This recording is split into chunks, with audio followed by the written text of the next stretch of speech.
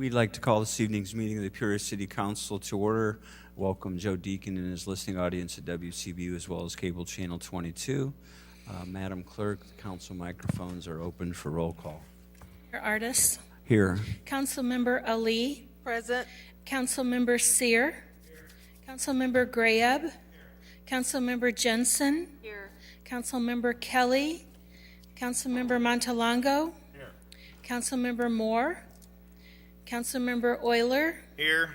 Councilmember Riggenbach. Here. And Councilmember Ruckriegel. Here. You have a quorum present, Mr. Chairman. Thank you, Madam Clerk. In accordance with Governor Pritzker's Executive Order 2020-69, as amended and extended, limiting meetings to the lesser of 25 persons or 25% of the overall room capacity, and Executive Order 2020-07, as amended and extended, requiring the provision of video, audio, or telephonic access to meetings, as well as the CDC recommending social distancing of at least 6 feet between persons. City Hall has implemented changes and restrictions for City Council meetings and on February 9th, 2021, while complying with the spirit of the Open Meetings Act. The council meeting will be held in person in City Council chambers. There is a room capacity restriction of 25 persons at one time, which would result in a wait to enter if met. Temperature screenings and face coverings are required for access inside City Hall. Members of the public and media are invited to watch through the live stream of the City of Peoria's website, YouTube, local television channel 22, or listening through Joe Deacon on WCBU radio. When public comment is available in person, while public comment is available in person, the option to submit comments through the city clerk's office due to room capacity restrictions was available as well. Any submissions will be read into the record. The agenda, minutes, and video podcasts of the meeting will be available online through the city's website. We also have a notice pursuant to our this is a notice to our township electors pursuant to Public Act 09500761. If you desire to have an item considered on the agenda at the annual town meeting to be held on Tuesday, April the 13th, 2021 at 6 p.m., you're required to bring a specific request signed by 15 or more electors to the clerk no later than March the 1st. Any group of registered voters may request an advisory question of public policy for consideration by the electors at the annual meeting by giving written notice of the specific advisory question to the township clerk in the same manner as required for an agenda item under subsection B of section 30-10 of the town code. And we'll repeat this announcement at the next meetings in February as well. At this time, I'd like to invite everyone to join us standing for a moment of silent prayer or silent reflection. I'd also like to ask all the council members and those in chambers to please keep Councilmember Kelly and his family in your thoughts and prayers. Councilman Kelly's father passed this week, and we just want to make sure that we're keeping him there. Thank you.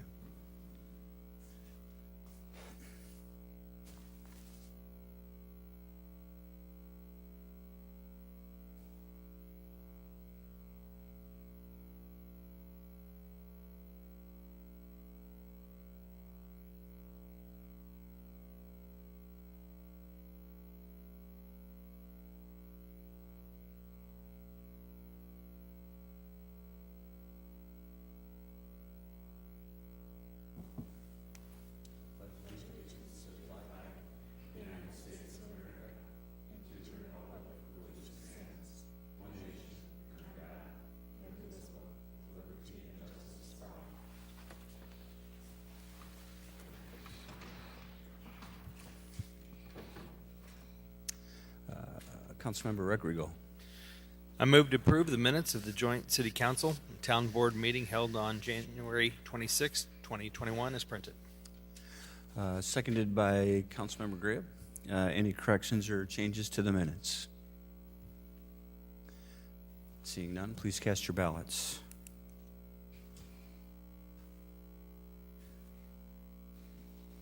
The motion passes unanimously. Madam Clerk. Our first item is a township item, 21-07, 21-041 is a request from the town officials to approve the January 2021 actual expenditures and to approve the February 2021 anticipated expenditures for the town of the city of Peoria. Thank you. Trustee Graham. I so move. Motion to approve, seconded by Trustee Riggenbach. Any discussion or questions on this item? Seeing none, please cast your ballots.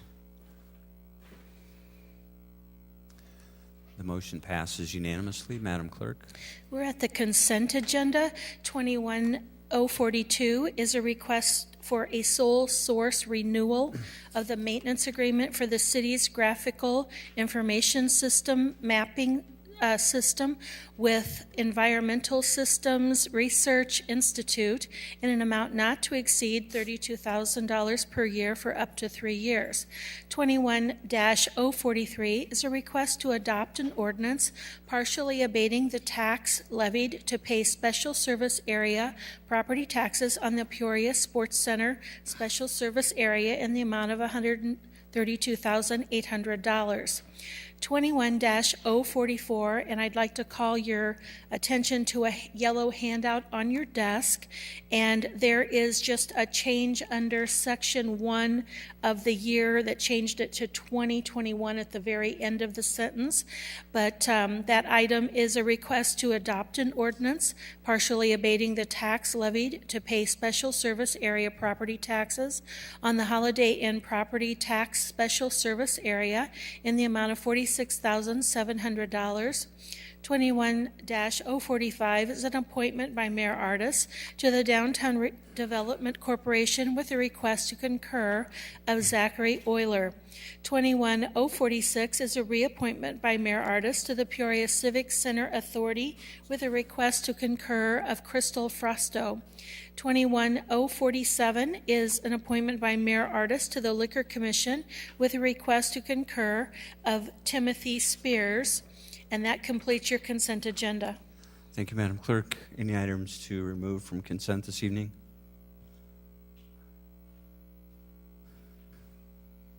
If not, a motion to approve. Councilman Reckriegel, seconded by Councilman Sear. Please cast your ballots.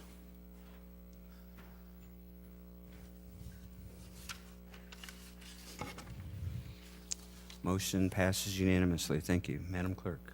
We're at regular business. 21-048 is a request to approve the declaration of local state of emergency. Councilman Riggenbach. Move for the approval. Motion to approve. Is there a second? Seconded by Councilmember Euler. Discussion on this item? Seeing none, please cast your ballots. That motion passes with 8 ayes, 1 no. Councilmember Montalongo. Madam Clerk. 21-049 is a request to approve and enter into an agreement with Tesca Associates in an amount not to exceed $24,450 for tax increment financing services for properties generally bound by North University Street, West War Memorial Drive, West Florence Avenue, and North Parish Avenue. Thank you. Councilmember Graham. Thank you, Mr. Chairman. Director Black, could you give us a little overview of this communication? Yes, thank you, Councilman. This is a request from city staff to enter into an agreement with Tesca, who are a consulting firm that have done TIF districts for the city of Peoria in the past, in addition to TIF districts for other communities in Illinois. The specific location that we're looking at is generally the corner of War Memorial and University. It's about a 9-acre area. Used to contain a car dealership with repair facilities and also a distribution center for a beer distributor. This area has been vacant and undeveloped for at least a decade now, and exhibits many of the elements that city staff believes would qualify it as a TIF. So what's before you tonight is really just the first step in this process, where we would have an independent third party look at the area and determine if the area qualifies as a TIF per state statute. If it does qualify as a TIF, then we would move forward with the development of a redevelopment plan, which would come back to council probably in May of this year. And at that point, the council would have the opportunity to either create a TIF district or to decide not to go forward. Are you reasonably confident that this would meet the criteria for a TIF? Yes, Councilman. We certainly would attempt not to bring anything to council for the expenditure of funds if we didn't have a pretty good sense that the boxes are checked for this TIF. In looking at the criteria for a TIF district in Illinois, there's a lot of the factors that we would say are clear and obvious at this location, including obsolete platting, a diversity of ownership, deterioration, environmental issues, a lack of growth of EAV, inadequate utilities, issues of land use and layout. So there certainly are multiple factors that we believe would qualify this area, but it's very important to make sure that we get that independent third party to look at it.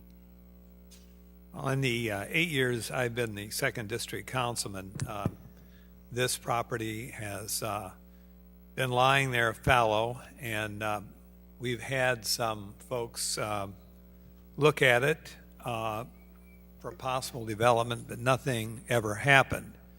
But this, if the council so approves, is an examination to see if it would qualify. Staff thinks it would, or you wouldn't be bringing it forward. But then that does not approve any potential special use that we would have to approve, nor would it preclude that all-important meeting with the neighbors to any such development. So, with that in mind, I think it's probably prudent to do this. It has had numerous issues associated with it. I know the mayor has and I have both worked together to try to resolve the situation as it relates to its location on right off a state highway and how we could get that to work. And we found numerous other areas in the state where such permissions were given. But right now, if this is to develop, the traffic issues will have to be resolved before I'm certainly going to recommend any development, and I suspect before the council would. So I'll open it up for any questions from my colleagues. Thank you, Director. Any questions for the councilman or Director Black or staff? Councilmember Jensen. Thank you, Mr. Mayor. I just want to make sure, I know this is just the first step of establishing a potential TIF.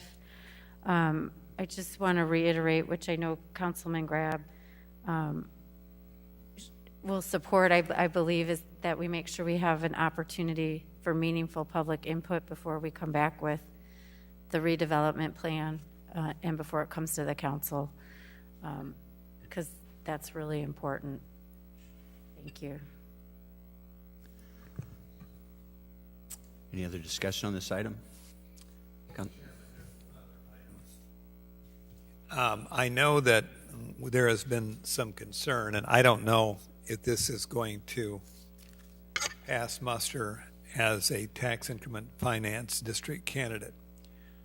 But I think all of us have been concerned about what might happen to some of the revenue that might accrue to our school district, our largest school district in the city of Peoria. Director Black, if in the council's infinite wisdom it wanted to do an offset as it relates to an impact on Peoria public school children, what would be some of the things we could conceivably do to structure this if we get to that point?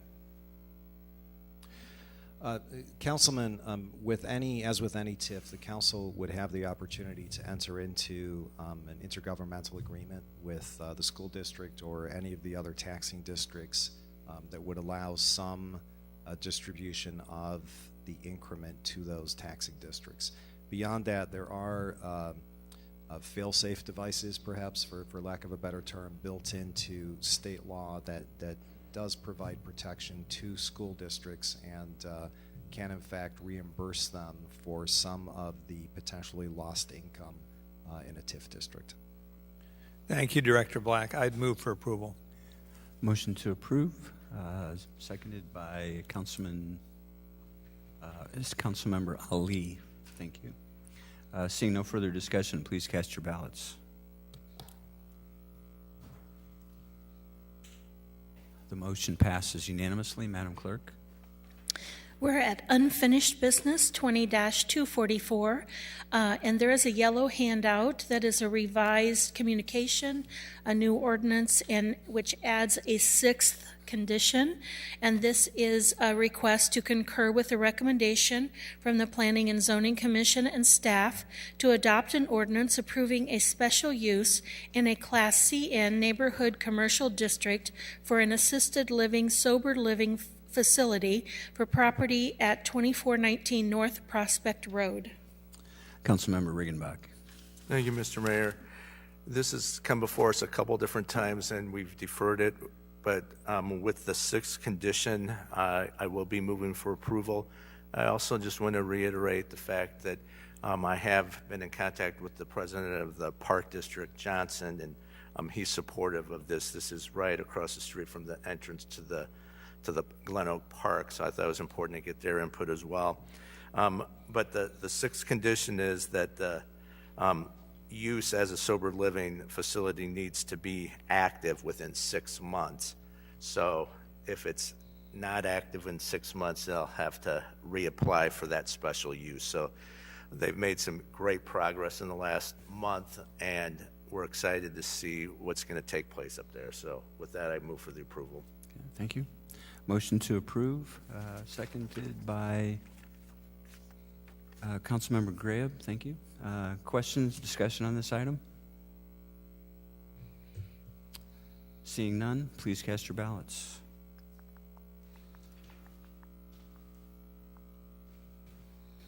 The motion passes unanimously. Madam Clerk. 21-039 is a communication from the City Manager and Director of Public Works with a request for the following. A is to adopt an ordinance establishing the Peoria Combined Sewer Overflow Remediation District, and B is to approve a resolution setting fees effective on May 1, 2023, with planned annual increases through May 1, 2026 for the Peoria Combined Sewer Remediation District, and amending Resolution 20-088B and 19-379B setting fees for the Peoria Sanitary Sewer Rehabilitation District, setting fees effective on May 1, 2023 with planned annual increases through May 1, 2026 for city sewer rehabilitation rate. Thank you. Councilmember Euler. Thank you, Mr. Chairman. Move to defer to the May 11th meeting. Yeah, we have a motion to defer, seconded by Councilman Riggenbach. Discussion on the deferral.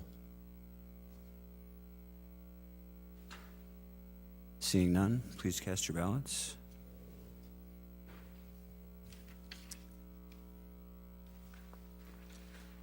The motion passes unanimously. Madam Clerk. If there's no further unfinished business, Any unfinished business this evening? Unfinished business?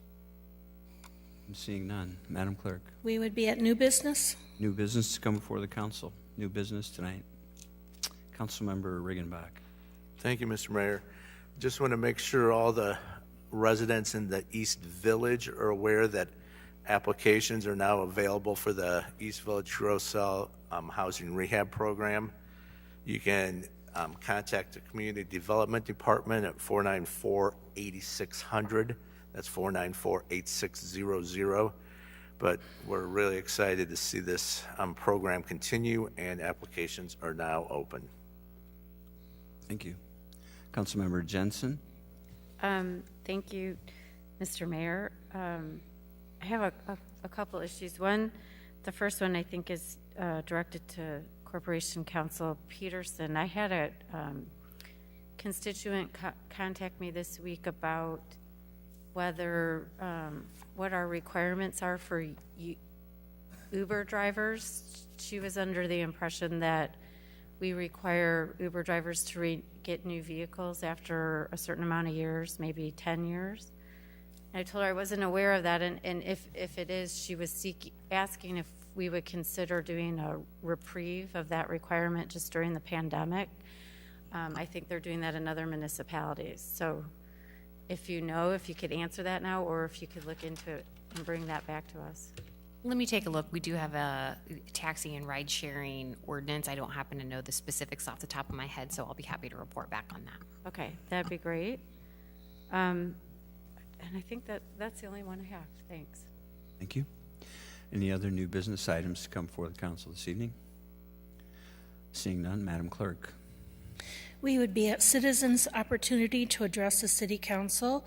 I have received no requests for council or for citizen comments. Would anybody from the media like to address the city council tonight? You're the only ones in chambers? No? Okay. We're seeing none. Madam Clerk. We do not have an executive session, so we would be at adjournment. Okay. We have a motion to adjourn. Councilmember Euler and seconded by Councilmember Riggenbach. Seeing no objection, please cast your ballots.